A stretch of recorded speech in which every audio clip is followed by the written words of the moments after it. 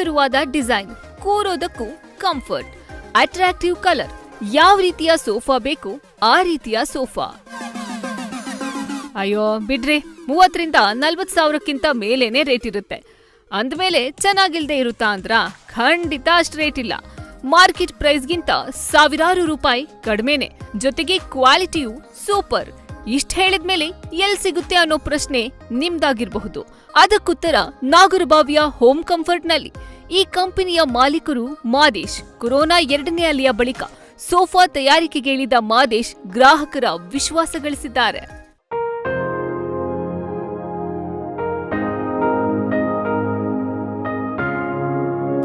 Sir, ಇದು ಬಂದ್ಬಿಟ್ಟು headrest ಮಾಡಲ್ಲು, pillow with headrest ಮಾಡಲ್ಲು. ನೋಡಿ, ಇದು ಹೆಡ್ರೆಸ್ಟ್ ಫಿಕ್ಸ್ ಇರುತ್ತೆ, ಇಲ್ಲೇನು ಅಡ್ಜಸ್ಟಬಲ್ ಇರಲ್ಲ, ಜಸ್ಟ್ ಪಿಲ್ಲೋ ಇರುತ್ತೆ. ಈ ಪಿಲ್ಲೋ ತೆಗೆದಿಟ್ಟರೆ ನೀವು ಸ್ಪೇಸ್ ಜಾಸ್ತಿ ಸಿಗುತ್ತೆ. ನೀವು ಇದನ್ನು ಮಲ್ಕೊಳ್ಳೋಕೆ ಯೂಸ್ ಮಾಡ್ಬೋದು. ಒಂದು ವೇಳೆ ಜಾಗ ತುಂಬ ಕಮ್ಮಿ ಇರುತ್ತೆ, ಅಲ್ಲಿ ಸೋಫಾ ಬೆಡ್ಡು ಕೂಡ ಮಾಡೋಕ್ಕಾಗಲ್ಲ ಅನ್ನೋದಾಗ ನೀವು ಈ ಪಿಲ್ಲೋಗಳು ತೆಗೆದ್ರೆ ಈಸಿಯಾಗಿ ಮಲ್ಕೋಬೋದು. ಆ ಥರಕ್ಕೆ ಯೂಸ್ ಮಾಡ್ಬೋದು. ಇಟ್ಟು ಕೂತ್ಕೊಂಡಾಗ ನಿಮಗೆ ಪಕ್ಕ ಕಂಫರ್ಟ್ ಸಿಗುತ್ತೆ. ತೈ ಸಪೋರ್ಟ್ ಆಗಲಿ, ಬ್ಯಾಕ್ ಸಪೋರ್ಟ್ ಆಗಲಿ ಸಪ್ರೇಟಾಗಿರುತ್ತೆ. ಹೆಡ್ ಸಪೋರ್ಟು ಕೂಡ ತುಂಬ ಚೆನ್ನಾಗಿ ಸಿಗುತ್ತೆ. ಇದು ಬಂದ್ಬಿಟ್ಟು ನಿಮಗೆ 10 years ವ್ಯಾರಂಟಿ ಕೊಡ್ತೀವಿ. ಇದು ಕಾರ್ನರ್ ಸೋಫಾ. ಇದು ಕೂಡ ಅಷ್ಟೇ, ಕೂತ್ರೆ ಮಲಗ್ದಂಗೆ ಇರುತ್ತೆ ಈ ಸೋಫಾಗಳು. ಇದರಲ್ಲಿ ಹೆಡ್ರೆಸ್ಟ್ ಇರಲ್ಲ, ಕೂತ್ರೆ ಮಲ್ಕೊಂಡಂಗೆ ಇರುತ್ತೆ. ಹಾಗೆ ಬಂದ್ಬಿಟ್ಟು ಇದು ಡೈನಿಂಗ್ ಟೇಬಲ್ ಚೇರ್ಸು. ಇದು ಡೈನಿಂಗ್ ಟೇಬಲ್ ಚೇರಿಗೆ ನಾನು ಯೂಸ್ ಮಾಡ್ತೀನಿ. ಇದು ಹೆಂಗೆ ಅಂತಂದರೆ ಕಂಫರ್ಟ್ ತುಂಬ ಚೆನ್ನಾಗಿರುತ್ತೆ. ಈಗ ವುಡ್ಡಲ್ಲಿ ಡೈನಿಂಗ್ ಟೇಬಲ್ ವುಡ್ಡಲ್ಲಿ ಮಾಡ್ತೀವಿ ಅಂತ ಹೋದಾಗ ಆ ವುಡ್ಡಲ್ಲಿ ಮಾಡೋ ಡೈನಿಂಗ್ ಟೇಬಲ್ ಚೇರ್ಸನ್ನ ನಾವು ಎಲ್ಲೂ ಯೂಸ್ ಮಾಡೋಕ್ಕಾಗಲ್ಲ. ಬರೀ ಟೇಬಲ್ ಮಾತ್ರ ಹತ್ರ ಇರುತ್ತೆ, ಬೇರೆ ಕಡೆಗೆ ತೊಗೊಂಡೋಗೋಕ್ಕಾಗಲ್ಲ. ಹಾಗಾಗಿ ಈ ಚೇರ್ಗಳೆಲ್ಲ ಏನು ಅಂದರೆ ನೀವು ಗಾರ್ಡನಲ್ಲಿ ಯೂಸ್ ಮಾಡ್ಬೋದು, ಬಾಲ್ಕನಿಲಿ ಯೂಸ್ ಮಾಡ್ಬೋದು, ಟೆರೇಸಿಗೆ ತೊಗೊಂಡೋಗ್ಬೋದು, ಜನ ಜಾಸ್ತಿ ಬಂದಾಗ ಹಾಲಿಗೆ ತರ್ಬೋದು, ಡೈನಿಂಗಿಗೆ ತೊಗೊಂಡೋಗ್ಬೋದು, ಕಿಚನಲ್ಲಿ ಇಟ್ಕೊಂಡು ಕೂತ್ಕೋಬೋದು. ನೋಡಿ, ಇದು ಬಂದ್ಬಿಟ್ಟು ರಿಕ್ಲೈನರು. ಈಗ ಇದೇನೆಂದರೆ ಸ್ಲಿಮ್ಮಾಗಿ ಮಾಡಿದ್ದೀನಿ. ಇದು ಇವಾಗೆಲ್ಲ ಜಾನ್ವರಿ ಆಫರ್ ಇದೆ, ಸ್ಲಿಮ್ಮಾಗಿ ಮಾಡಿದ್ದೀನಿ. ಇದು ಒಂದು ಡೋರ್ ಒಳಗಡೆ ಈಸಿಯಾಗಿ ಒಳಗಡೆ ಹೋಗೋ ಥರ. ಈ ದೊಡ್ಡ ರಿಕ್ಲೈನರ್ಗಳೆಲ್ಲ ಒಳಗಡೆ ಹೋಗೋದಿಲ್ಲ, ಈಸಿಯಾಗಿ ಓಪನ್ ಮಾಡ್ಬೋದು. ಇದು ರಿಕ್ಲೈನರ್ ಈಸಿಯಾಗಿ. ಆಮೇಲೆ ಇದು ಓಪನ್ ಮಾಡಿದಾಗ ಇದ್ರ ಬಾಡಿ ತೂಕ ಏನಿದೆ ಇದನ್ನು ಈಸಿಯಾಗಿ ಇದ್ರ ಮೇಲೆ ಹಾಕಿದ್ರೆ ಅದಾಗ ಆಟೋಮೆಟಿಕ್ಕಾಗಿ ಹೋಗುತ್ತೆ ಒಳಗಡೆ. ಈ ಥರ ಆರಾಮಾಗಿ ಮಲ್ಕೋಬೋದು, ಮಲ್ಕೊಳ್ಳೋಕ್ಕೂ ಯೂಸ್ ಮಾಡ್ಕೋಬೋದು, ಏನಾಗಲ್ಲ. ಇದು ರಿಕ್ಲೈನರು. ನಾವು ಬಂದ್ಬಿಟ್ಟು ಇವಾಗ 12,000 ಆಫರಲ್ಲಿ ಕೊಡ್ತಾಯಿದ್ದೀನಿ. ಜನವರಿ ಪೂರ್ತಿ 12,000 ರೂಪಾಯಿಗೆ ಆಫರಲ್ಲಿ ಕೊಡ್ತಾಯಿದ್ದೀನಿ.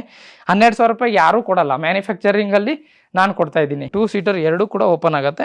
ಈಸಿಯಾಗಿ ಬಾಡಿ ಲೋಡ್ ಹಾಕಿದ್ರೆ ನಿಮಗೆ ಕ್ಲೀನಾಗಿ ಓಪನ್ ಆಗುತ್ತೆ. ನೀವು ಆನ್ಲೈನಲ್ಲಿ ಸಿಗೋ ವಿಡಿಯೋ ಸೋಫಾ ಬೆಡ್ ಹೇಗಿರುತ್ತೆ ಅಂದರೆ ಈ ಥರ ಒಂದು ಸ್ಟೆಪ್ ಓಪನ್ ಮಾಡ್ತೀವಿ.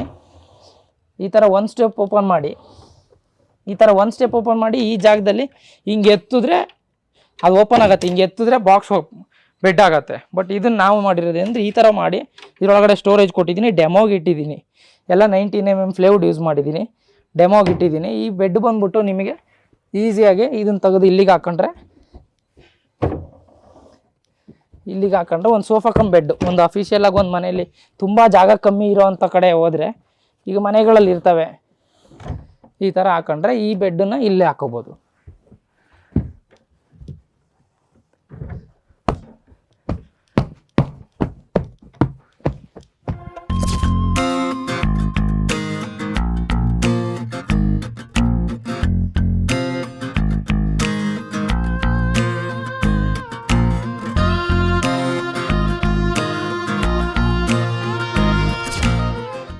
ಇವಾಗ ನಾನು ಏನು ಎಲ್ಲ ರೆಡಿ ಮಾಡಿರೋಂಥ ಸೋಫಾಗಳು ಡೆಮೋ ತೋರಿಸಿದ್ದೀನಿ. ಅದರಲ್ಲೇ ಪ್ಯಾಕಿಂಗ್ ಆಗಿ ಆಚೆ ಹೋಗ್ತಾ ಇರೋಂಥ ಸೋಫಾ. ಈಗ ನಾನು ಮ್ಯಾನುಫ್ಯಾಕ್ಚರಿಂಗ್ ಹೇಗೆ ಮಾಡ್ತೀನಿ, ನನ್ನ ಫ್ಯಾಕ್ಟ್ರಿಲಿ ಯಾವ ಥರ ನಾನು ವುಡ್ಡು ಫ್ರೇಮು, ಬೆಲ್ಟು, ನಿವರು, ಫೋಮಿಂಗು ಅದನ್ನೆಲ್ಲ ಯಾವ ಥರ ಮಾಡ್ತೀನಿ ಅನ್ನೋದನ್ನು ತೋರಿಸ್ತೀನಿ. ಬನ್ನಿ ಹೋಗೋಣ.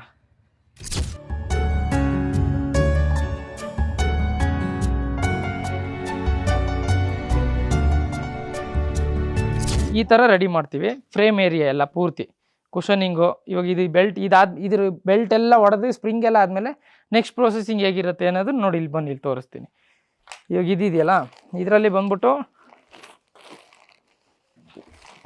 ಇದ್ರಾಗ ಫೋಮಿಂಗ್ ಆಗಿದೆ. ಇದು ಫೋಮಿಂಗ್ ಬಂದ್ಬಿಟ್ಟು ನೋಡಿ, ಇವಾಗ ಈ ಥರ ಮಾಡಿರ್ತೀವಿ ಪೂರ್ತಿ. ಇದರಲ್ಲಿ ಡ್ಯೂರೋಫ್ಲೆಕ್ಸು 40 ಡೆನ್ಸಿಟಿ ಕುಷನ್ ಹಾಕಿದ್ದೀವಿ. ಇದರಲ್ಲಿ ಈ ಥರ ರೆಡಿ ಆದಮೇಲೆ ನೆಕ್ಸ್ಟ್ ನಿವಾರ್ ಹಿಂದೆಗಡೆ ಬ್ಯಾಕ್ ಬರುತ್ತೆ, ಈ ಥರ ನಿವಾರ್ ಬರುತ್ತೆ. ಇದು ಪಿಲ್ಲೋ ಮಾಡಲ್ಲು. ಪಿಲ್ಲೋ ಮಾಡಲ್ಗೆ ಈ ಥರ ಬರುತ್ತೆ ನೋಡಿ, ಇದು ಪಿಲ್ಲೋ ಮಾಡಲ್. ಇದೆಲ್ಲ ಕಸ್ಟಮರಿಗೆ ರೆಡಿ ಮಾಡಿ ಕೊಡ್ತಾ ಇರೋದು. ಈ ಥರ ಮಾಡಲ್ ಬರುತ್ತೆ. ನೆಕ್ಸ್ಟ್ ಫ್ಯಾಬ್ರಿಕ್ ಹಾಕಿದಾಗ ನೋಡ್ರಿ ಈ ಥರ ಬರುತ್ತೆ.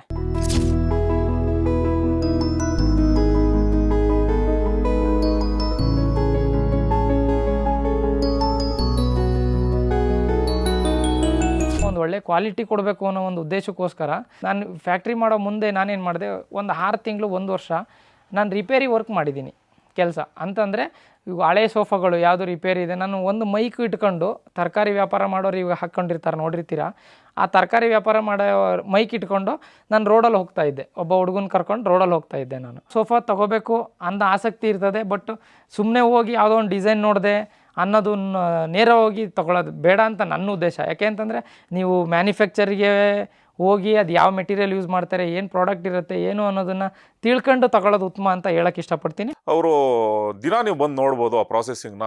ಒಂದು ಸೋಫಾ ಒಂದು ರೆಡಿ ಮಾಡ್ಬೇಕಂದ್ರೆ ಒಂದು ಸೋಫಾ ನಿಮ್ಮದು ಒಂದು ಮಿನಿಮಮ್ ಒಂದು 4 to 7 ಡೇಸ್ ಆಗುತ್ತೆ.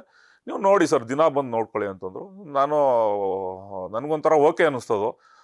ಯಾಕಂದರೆ 100% ನಮ್ಮ ಕಣ್ಮುಂದೆನೇ ನಡೆಯೋದ್ರಿಂದ ಓಕೆ ಅಂತ ಅನ್ನಿಸ್ತು. ಸರಿ ಅಂತ ಅಂದ್ಬಿಟ್ಟು ನಾನು ಸೋಫಾ ಒಂದು ಆರ್ಡ್ರ್ ಮಾಡಿದೆ.